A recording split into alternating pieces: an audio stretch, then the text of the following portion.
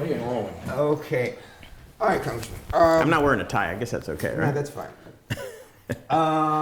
Let's start with the border wall, because that's the big thing still going on, and still everybody's talking about it today.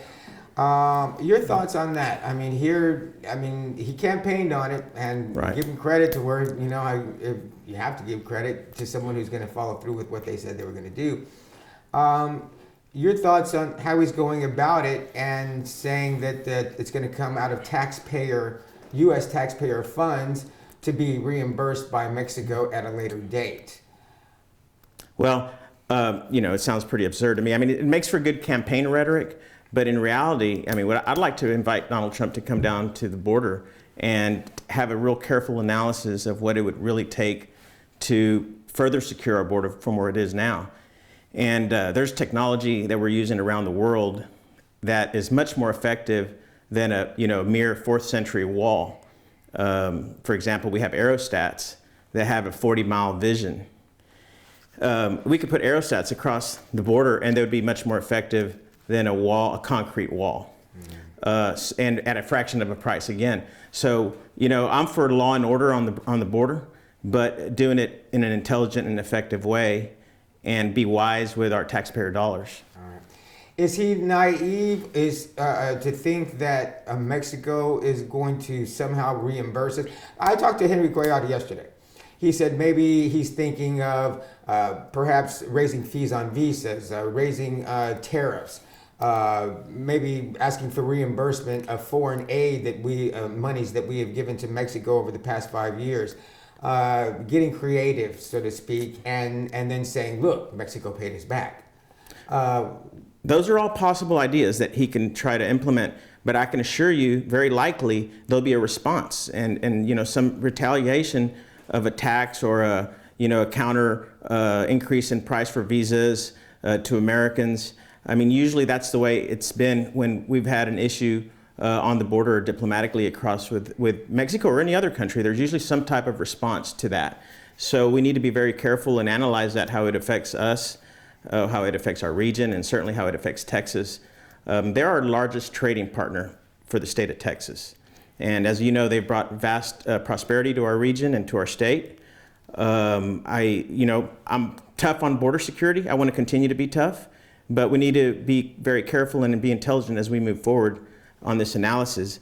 Just quickly, so you're saying that Donald Trump has to be careful with the way he treats Mexico, because you're saying they could respond economically with same sanctions, tax increases, making it more difficult for us to do business on their side. I mean, they're our second largest consumer of American goods right now.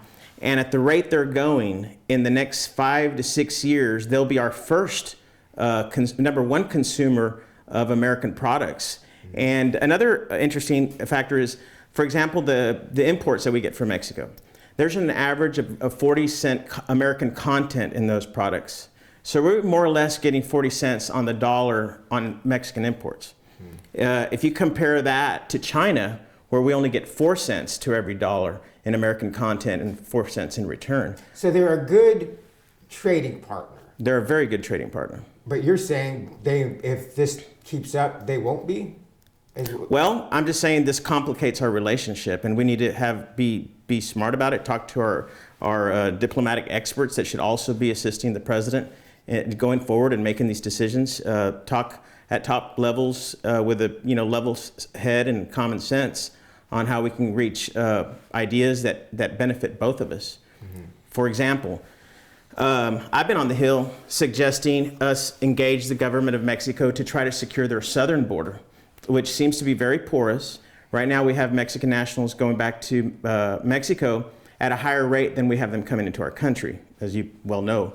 A lot of the unaccompanied children and adults that have are coming in through their southern border. And I think we should engage them and help them secure that border and have maybe a lot of what we do here on our border done there, in a humane and proper way. On Mexico's southern border. On Mexico's southern border. I don't feel that we have enough of that conversation. And when I got to Capitol Hill, I started talking about it because our border has been a big issue on a national level.